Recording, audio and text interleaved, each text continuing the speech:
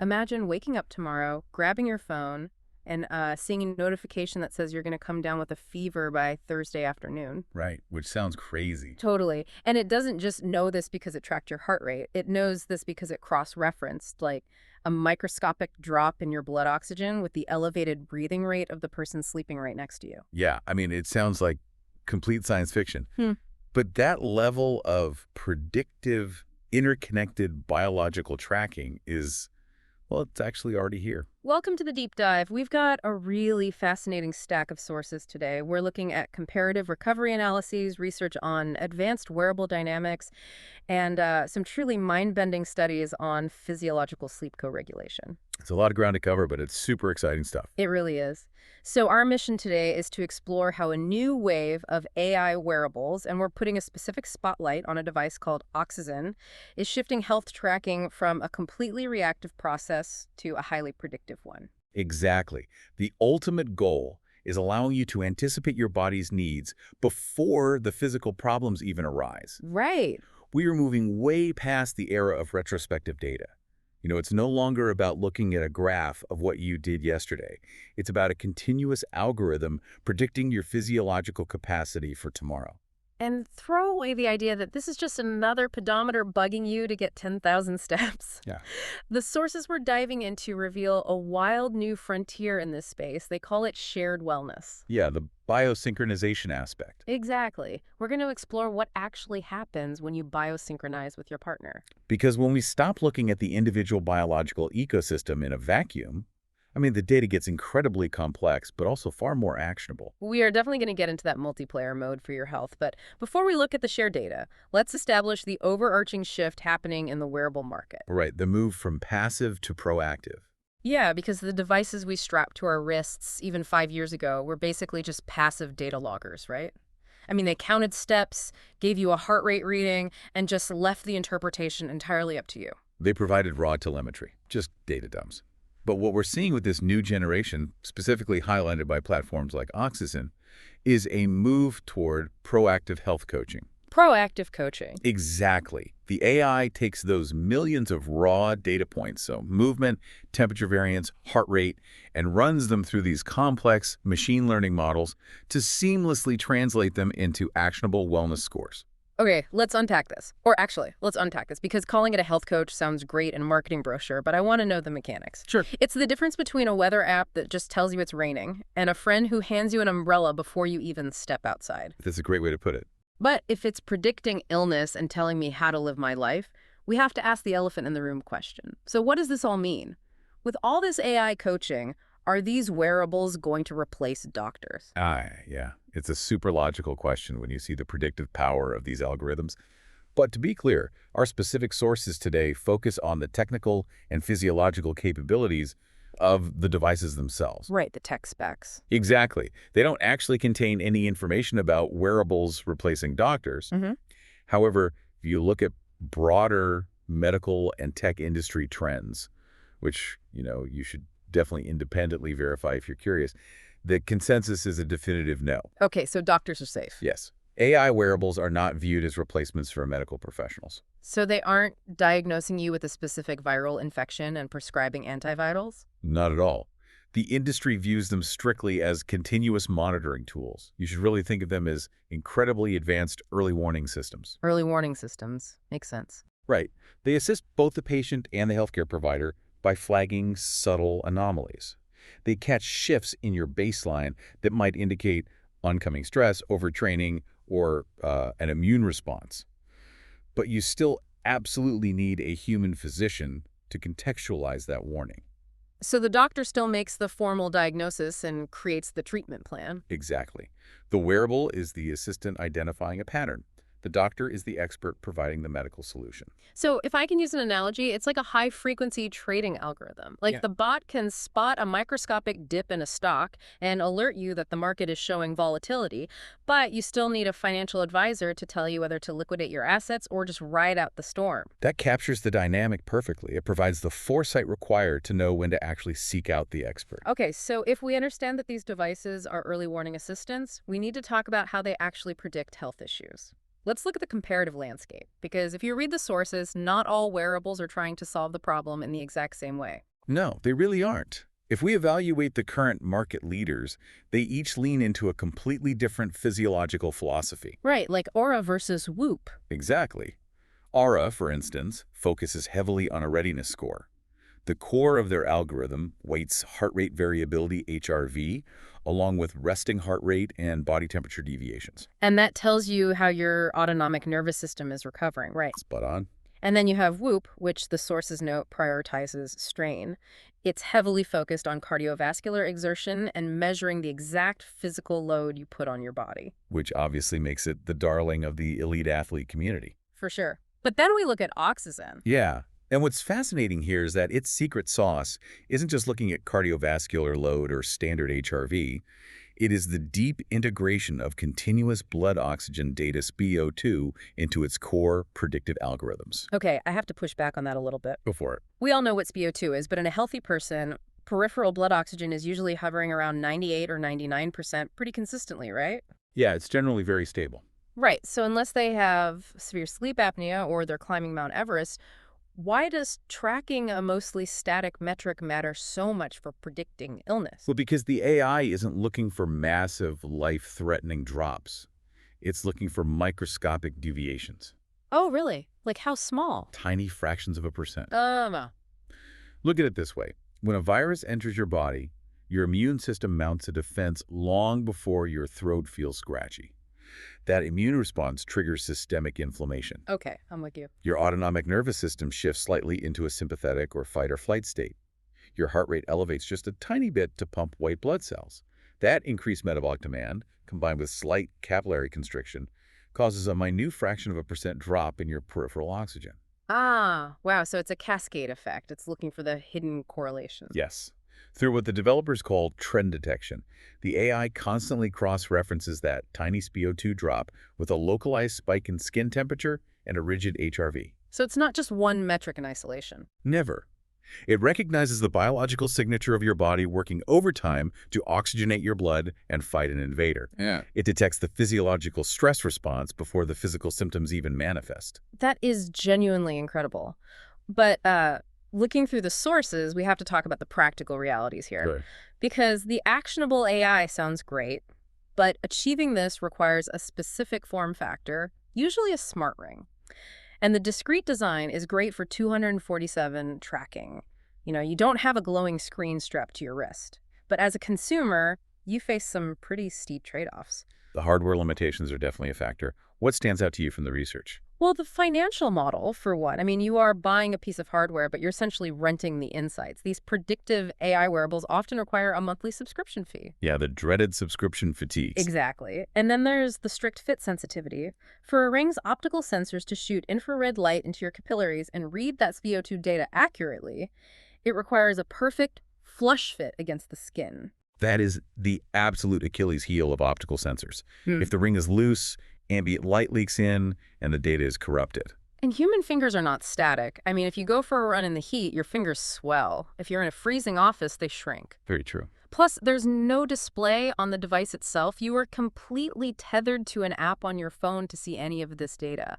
Is this level of insight worth that much friction? It depends entirely on your goal. You are trading convenience for continuous passive data collection. Right. If you want a device to tell you the time and mirror your text messages, a smart ring is useless. But if your goal is an uninterrupted baseline of your biological state, well, the lack of a screen and the snug fit are necessary design choices to ensure 247 wearability. Which brings us to the most crucial aspect of that 247 wearability. The sources make it really clear. If you want predictive AI to work, the most vital data is gathered when you are completely unconscious. Oh, absolutely. We have to talk about the advanced sleep analytics. Sleep is the foundational pillar of predictive health. It is when the central nervous system performs its most critical maintenance. If the algorithm cannot accurately map your recovery state, its predictions for your waking hours are, frankly, functionally useless. Right. And the machine learning here goes way beyond just tracking that you were in bed for 8 hours. Right. OXYZEN is performing deep sleep stage classification. Yes, very granular tracking. It's constantly analyzing your micromovements and the time variance between your heartbeats to map out your sleep architecture. It's figuring out exactly when you drop into deep physical recovery sleep versus REM sleep, which we know is critical for cognitive function. But the truly advanced application of this data is chronotype analysis. Oh, I am so glad you brought this up. Yeah. Now, anyone who's read a health blog in the last decade knows about circadian chronotypes, right? Right. The idea that you are naturally a morning lark or a night owl. But what the AI is doing here isn't just slapping a label on you, is it? Far from it. A generic chronotype label doesn't account for daily physiological strain. The AI analyzes your long-term baseline, so your natural dips and peaks in core temperature, your hormonal rhythms, to understand your innate biological clock. Okay. But then it cross-references that natural clock with yesterday's specific data. So it's dynamic. Highly dynamic. Say you are naturally a morning lark who typically sleeps from 10 p.m. to 6 a.m., but yesterday you ran a half marathon and your SpO2 trended slightly lower than normal. The AI synthesizes that load. It know your beat. Exactly. It knows your central nervous system requires an extra 90 minutes of deep sleep to repair that specific muscle tissue. So it dynamically shifts your personalized bedtime window earlier to accommodate that required recovery within your natural circadian rhythm. Wow. It's essentially handing you an objective permission slip to respect your biological time zone. That's a good way of looking at it. And when you wake up, it feeds all of that into your predictive readiness score. It tells you, based on your sleep architecture and yesterday's load, exactly how hard you can push your nervous system today. It might tell you that despite feeling okay mentally, your physiological markers indicate you should probably skip the heavy weightlifting session and do light mobility work instead. Which is brilliant for an individual. But if we track that logic, individual sleep metrics are fundamentally compromised the moment you introduce a 150-pound heat and motion generator into your bed. Oh, the partner factor. Yeah. Right. If the AI is building this hyper-personalized baseline of my sleep, what happens when it factors in the person sleeping 2 inches away from me? This brings us to the most innovative concept in the source material, the shared health architecture. The multiplayer mode for your health. When I read this section, it fundamentally changed how I think about wearable tech. We're talking about physiological sleep co-regulation. Break down the actual mechanism for me. How do two unconscious bodies sync up? Well, co-regulation is the biological process by which partners' autonomic nervous systems synchronize over time. When you share a sleep environment, your bodies are constantly exchanging subconscious cues. Like what kind of cues? Heat, movement, sound. If your partner enters deep sleep, their core body temperature drops and their breathing slows down. Your nervous system detects that subtle shift in ambient heat and auditory rhythm. Ooh, wow. Yeah, and it can actually act as a biological metronome, coaxing your own heart rate to align and follow them into a deeper sleep stage. Wait, really? So our bodies are literally communicating through physical resonance while our brains are turned off? Yes, and the wearables can track this synchrony. They measure if your heart rates rise and fall in tandem, and if you are entering REM cycles simultaneously. That is wild. It is. And what the clinical studies and the sources reveal is that a high physiological co-regulation score at night correlates strongly with emotional closeness, empathy, and overall relationship satisfaction during the day. It sounds like pure magic, but when you look at the practical applications the sources lay out for couples, it makes total pragmatic sense. Let's look at navigating chronotype mismatches. A classic relationship struggle. Totally. If the data objectively shows that one partner's circadian rhythm demands a midnight bedtime, and the other's biology crashes at 9 p.m. historically, that's just a recipe for resentment. One person is awake reading with a flashlight, and the other is miserable. But the shared data provides an objective language for a highly subjective experience. It completely removes the emotional friction. Right. It's no longer, you're keeping me awake because you don't care about my sleep. It becomes, our biological clocks are mismatched by exactly 3 hours. Let's use this data to negotiate a middle ground that respects both nervous systems. It turns a fight into a logistics problem. And the hardware feature that solves a massive piece of that logistics problem is the smart wrist alarm. A seemingly simple innovation with really profound implications for co-regulation. Seriously, if you've ever had your deep sleep violently interrupted because your partner's phone starts blaring an alarm at 5 a.m., you know it ruins your readiness score for the day. What's the worst? But with the Ring, it vibrates silently on the wrist of the person who needs to wake up, And crucially, it doesn't just go off at exactly 5:00 a.m., Right, right? smarter than that. It tracks your sleep architecture and waits for you to enter a light sleep phase anywhere between, say, 4.45 and 5.15 and nudges you awake then. Right, so the person waking up avoids sleep inertia, and the partner beside them remains entirely undisturbed in their REM cycle. It just eliminates the collateral damage of differing schedules. And the data also solves the tossing and turning issue. If you wake up exhausted, you can look at the shared dashboard and see that your partner's physical restlessness objectively disrupted your deep sleep cycles. Which is very validating. Right. It prompts actual problem solving instead of just passive-aggressive sighing over coffee. The sources mention couples using this data to justify practical interventions like adopting the Scandinavian sleep method and just using separate duvets to isolate motion. Yeah, if we connect this to the bigger picture, it is fundamentally a tool for building empathy. Consider the psychological impact of waking up, checking the shared dashboard, and seeing that your partner's HRV has plummeted, their SpO2 trend is off, and their readiness score is at rock bottom. Right. I instantly know they are biologically running on fumes. I know it's a good day to pick up the slack around the house, order takeout, and maybe cancel the noisy dinner party we had planned. Exactly. I am adapting to their physiological needs before they even have to expend the energy to articulate them. It creates a culture of mutual support. And conversely, it allows for healthy gamification. Seeing your partner hit the cardiovascular strain goal for the day can be highly motivating to go get your own workout in. Hmm. It shifts the paradigm from individual fitness to shared household wellness. Okay, I love the empathy. I love the Scandinavian sleep method, and I definitely see the value in the multiplayer mode. But I have to play the skeptic here because this sounds like the setup for a Black Mirror episode. The privacy concern. Yeah. Sharing my continuous heart rate, my exact sleep cycles, my biological stress markers, that is deeply intimate, vulnerable information. Are we just broadcasting our physiological state to another person 24/7? What about the massive privacy implications of surveillance within a relationship? That is a critical pushback. And the developers behind platforms like OXYZEN are acutely aware of the sensitivity of this biometric data. The sources detail a very strict set of privacy protocols, specifically designed for the shared health architecture to prevent it from becoming a surveillance tool. Okay, so how do they mitigate the creep factor? Well, it begins with granular sharing. The system is not an all-or-nothing broadcast. You maintain absolute control over the resolution of the data your partner actually sees. Okay, so they don't see everything. Right. You might opt to share your top-line readiness score or an overall sleep quality metric so they know your general capacity for the day, but you can completely firewall the raw telemetry. They don't see your minute-by-minute heart rate fluctuations, your temperature spikes, or your SpO2 levels. I buy that. I mean, I want my partner to know I'm exhausted and need a break, but I don't need them analyzing my cardiac rhythms like an armchair cardiologist. Exactly. Furthermore, the architecture is built on strict, consent-based access.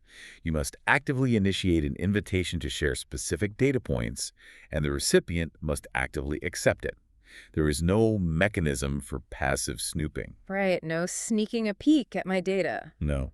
And perhaps most importantly, the system utilizes revocable permissions. You can terminate the data bridge instantly, at any moment, for any reason, without needing mutual consent to sever the tie.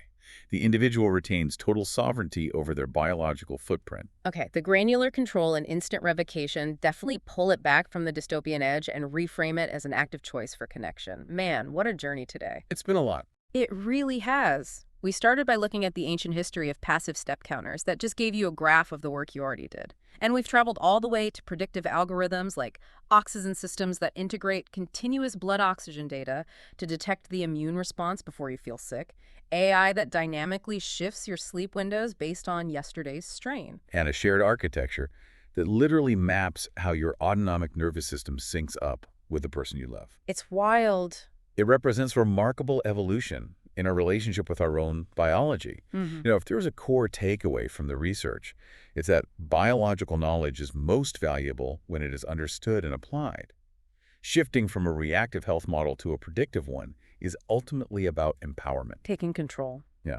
It provides the foresight necessary to actively manage your well-being rather than simply suffering the consequences of your physical circumstances. It is the ultimate biological early warning system.